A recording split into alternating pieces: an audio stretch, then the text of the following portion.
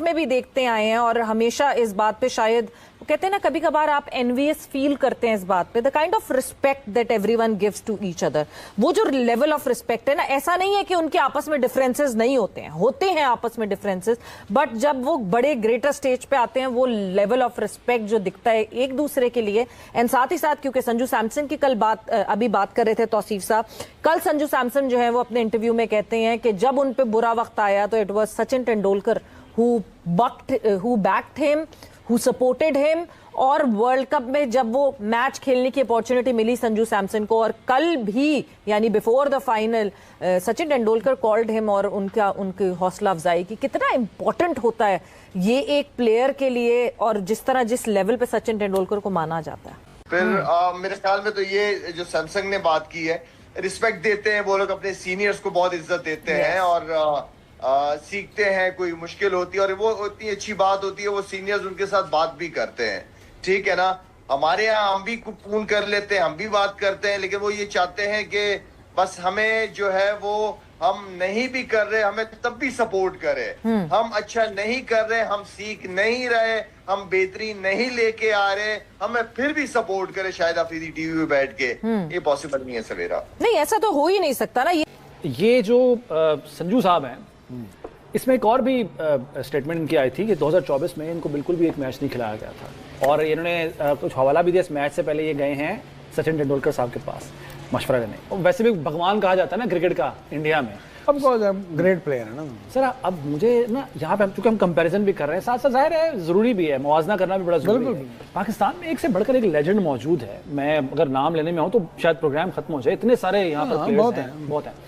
यहाँ पे ऐसा रिवाज नहीं है कि किसी के पास जाके टिप्स ली जाए, पूछा जाए। वो वसीम अकरम साहब का भी स्टेटमेंट आपको याद होगा, मैं बाहर तो खड़ा हो नहीं सकता ना ड्रेसिंग रूम के कि मुझसे आगे भी पूछो, मेरे पास कोई आएगा तो मैं बताऊंगा, गाइड करूंगा मैं।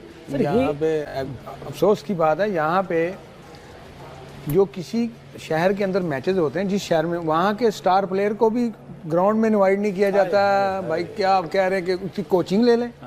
यहाँ का कल्चर और है भाई, हम यहाँ के कल्चर है टांग फड़ के खींच दो, ये नहीं, हेल्प नहीं चाहिए आपकी, मुझे आपकी जगह कोई और चाहिए।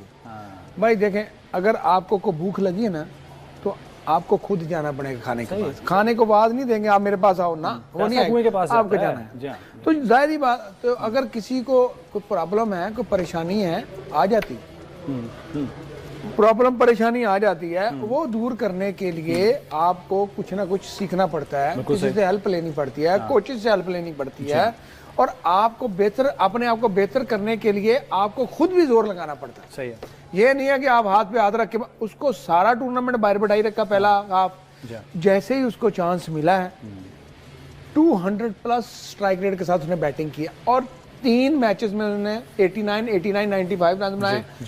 एक मैच में, तीनों मैचों में जो उसने स्कोर बनाया, किसी एक इनिंग में देखें कि उसके मुंह पे स्माइल हो, गुस्सा ही, उसने कहा नहीं भाई मैं ग्राउंड में जवाब दूंगा, एग्रेशन, यस, ग्राउंड में दूंगा, पिच पे दूंगा, आप लोगों को आपके मुंह पे तपाचा मारूंगा, और उसने सबको चुप कराया। ऐसा ही सिर्फ तो फिर आप उनसे सच्चे नहीं है तो आप वाह करने वाले तो इर्द गिर्द कहते हैं ना, दरबारी तो बहुत होते हैं, मगर जो एक्चुअली आपको आपकी गलतियां बता रहा होता है, वो एक्चुअली केयर करता है तो गलतियां बता रहा होता है।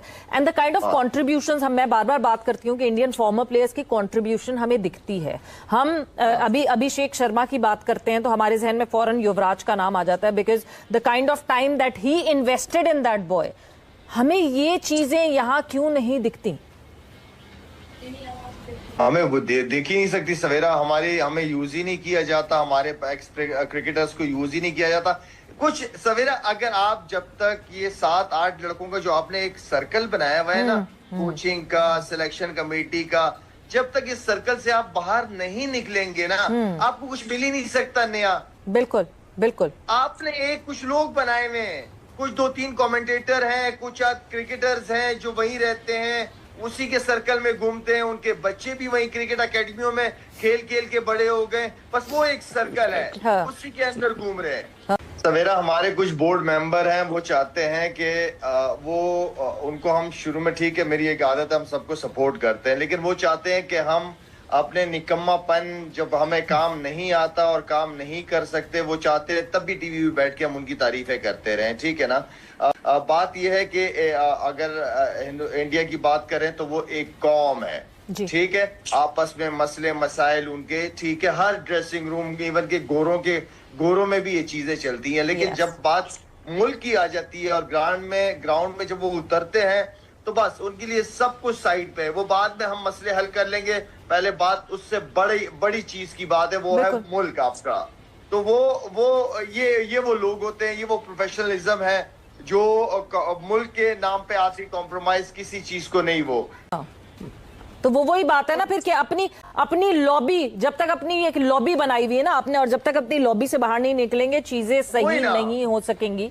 और ये जिन करंट इन लॉबी की बात कर रहे हैं आप और जो प्लेयर्स की बात कर रहे हैं, वो प्लेयर्स डेफिनेटली अपनी सीनियर्स को रिस्पेक्ट नहीं करते। और मेरा ख्याल से जो प्लेयर या जो भी इंसान अपने सीनियर्स को रिस्पेक्ट नहीं करते, मुझे नहीं लगता कि कहीं भी किसी लेवल पे कोई तरक्की पा सकता है। इंडिया भी खेल रहा है ना क्रिकेट, हम उनसे बहुत पीछे, और हम मुआवजा कर रहे हैं इंडिया के साथ, बनता नहीं है। अफसोस के साथ कहता हूं कि मुझे ये बताएं, कभी हमने सोचा है कि 170 से क्रॉस भी करना है कभी?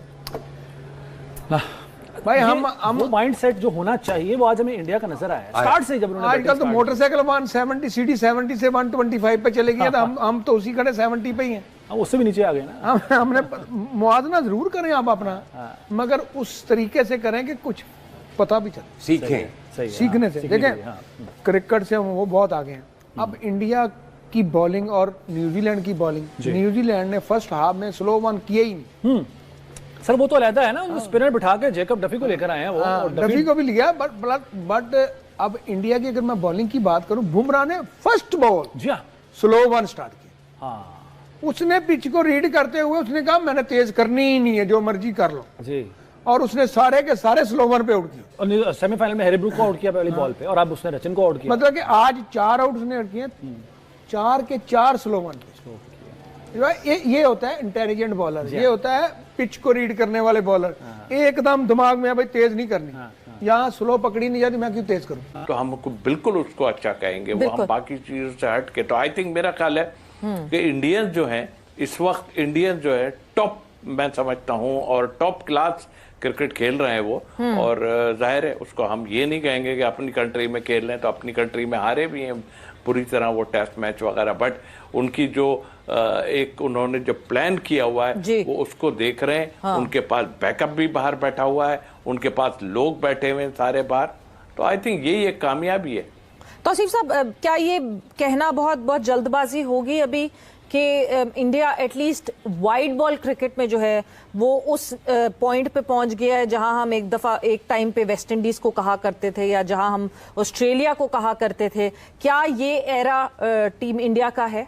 देखिए बिल्कुल है, इसमें कोई दो राय होनी नहीं चाहिए। इसलिए देखें टीम से पता चल जाता है कि आपकी टीम की क्या पोजीशन है, और आप जिस 11 से 15 प्लेयर जो आपके पास मौजूद हैं, आया वो इस क्रिकेट के टॉप क्लास हैं और हैं टॉप क्लास, ऐसा नहीं है कि नहीं है। आप देखें उठा के टाइमली डिसीजन हो और प्लानिंग हो। बट शायद एक चीज जो कि बहुत इंपॉर्टेंट है, जो कि हम पास्ट में भी देखते आए हैं और हमेशा इस बात पे शायद कहते हैं ना, कभी कभार आप एनवियस फील करते हैं इस बात पे, the kind of respect that everyone gives to each other.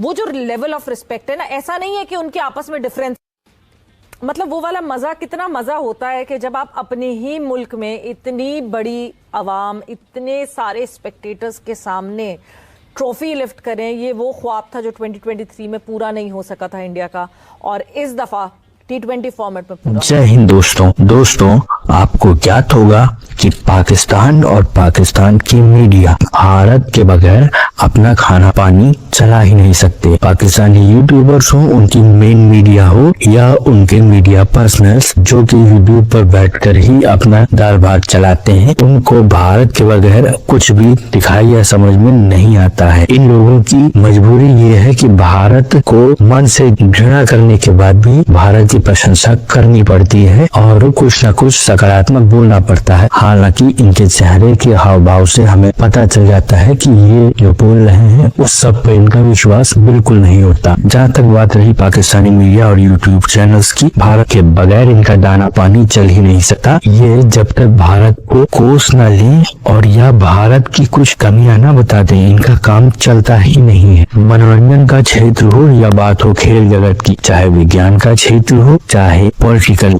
या फिर युद्ध क्षेत्र, भारत से मुकाबला करना और अपने आप को किसी न किसी तरीके से भारत से बढ़कर दिखाना, लेकिन इस प्रयास में अपना ही पप्पू करवा लेना पाकिस्तानी मीडिया का प्रिय शगल रहा है। इसी के साथ साथ मित्रों, ये चाहे ना चाहे इनको ये मानना भी पड़ता है समय समय पर कि भारत श्रेष्ठ है और भारत आगे बढ़ रहा है, और यही बात है कि भारत की तारीफ के बगैर इनसे रहा भी नहीं जाता। पर क्या करें, मन में जो घृणा है वो छिपाए भी नहीं सकती। अगर आपको हमारा काम पसंद आता है मित्रों, तो इस वीडियो को लाइक जरूर कीजिएगा, साथ ही साथ शेयर करना न भूलें। और अगर आपको हमारा चैनल पसंद आता है मित्रों, तो हमारे चैनल को सब्सक्राइब जरूर करें, साथ ही बेल आइकन को दबा दें ताकि आपको आगे आने वाली वीडियोस का नोटिफिकेशन मिलता रहे। आपका बहुत बहुत धन्यवाद।